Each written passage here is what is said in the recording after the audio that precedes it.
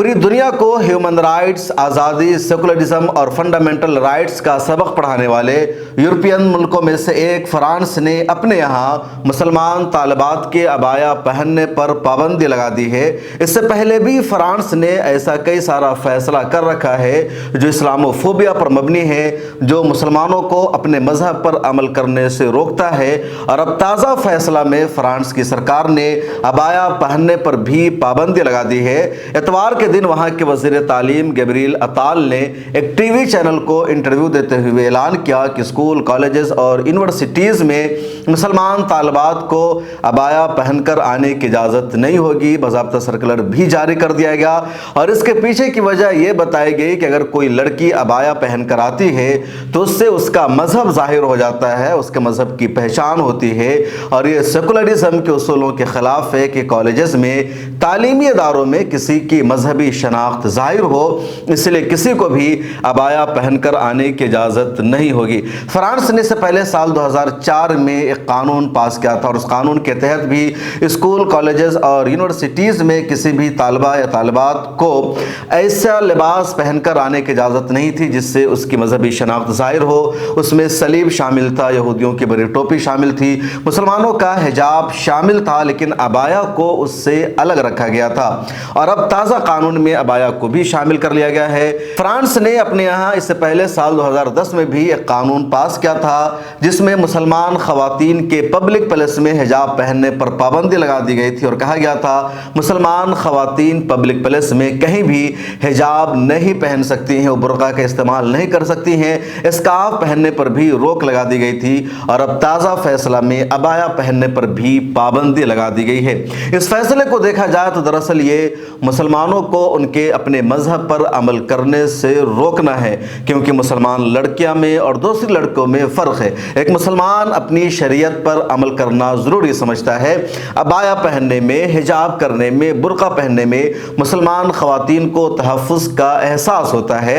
लेकिन फ्रांस ने यह ऐलान करके, यह फैसला करके मुसलमान ख़वातीन को मजबूर किया है कि वो अपने जिस्म को खुला रखे, वो अपने जिस्म की मुकम्मल हिफाजत ना कर सके, वैसा ही फहश लिबास पहने जिस तरह यूरोप के माशरों में दूसरी ख़वातीन पहनती है। और इसको अगर देखा जाए तो ये ह्यूमन राइट्स का भी वायलेशन है, सेकुलरिज्म के भी खिलाफ है। एक तरफ फ्रांस और यूरोप के ममालिक खुद को ह्यूमन राइट्स का चैंपियन बताते हैं, पूरी दुनिया को ये बावर कराते हैं कि सबसे ज़्यादा इंसानी हुकूक़ की पासदारी उनके यहाँ होती है, उनके मुल्कों में इंसानी हुकूक़ की खिलाफ वर्जी नहीं होती, ह्यूमन राइट्स का वायलेशन नहीं होता, हर एक को उनकी मर्ज़ी के मुताबिक ज़िंदगी गुजारने का तरीक़ा दिया जाता है, इख्तियार दिया जाता है।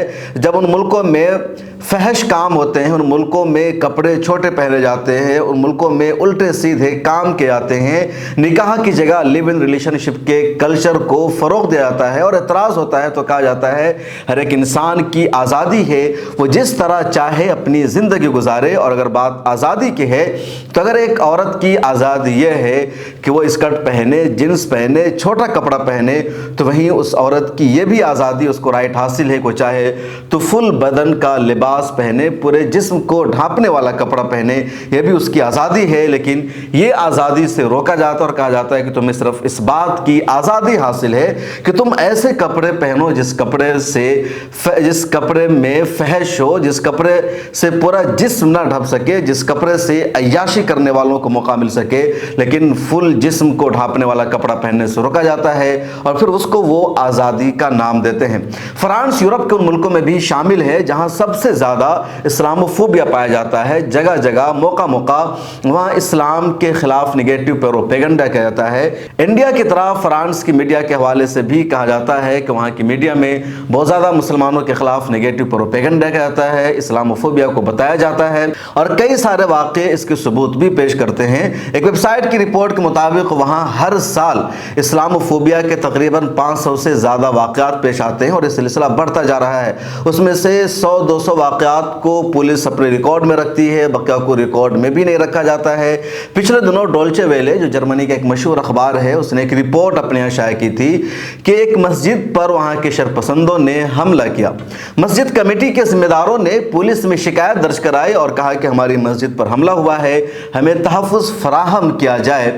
تو وہاں کی میونسپلٹی نے یہ فیصلہ کیا، پھر عدالت سے بھی فیصلہ صادر ہوا کہ اگر آپ کی مسجد پر حملہ ہو رہا ہے اور امن و سکون ضروری ہے، لا اینڈ آرڈر کو باقی رکھنا ضروری ہے، تو آپ مسجد پر تالا لگا دیجئے اور اپنے گھر میں نماز ادا کیجئے۔ اور اس مسجد میں تالا لگا دیا گیا۔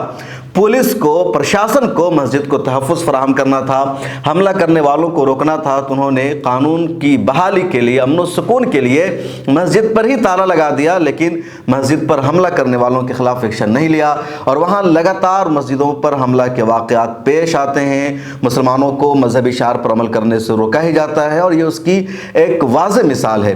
فرانس یورپ کے ان ملکوں میں بھی شامل ہے جہاں مسلمانوں کی اچھی خاصی تعداد پائی جاتی ہے، اور قدیم زمانے سے فرانس میں مسلمانوں کی آبادی پائی جاتی ہے۔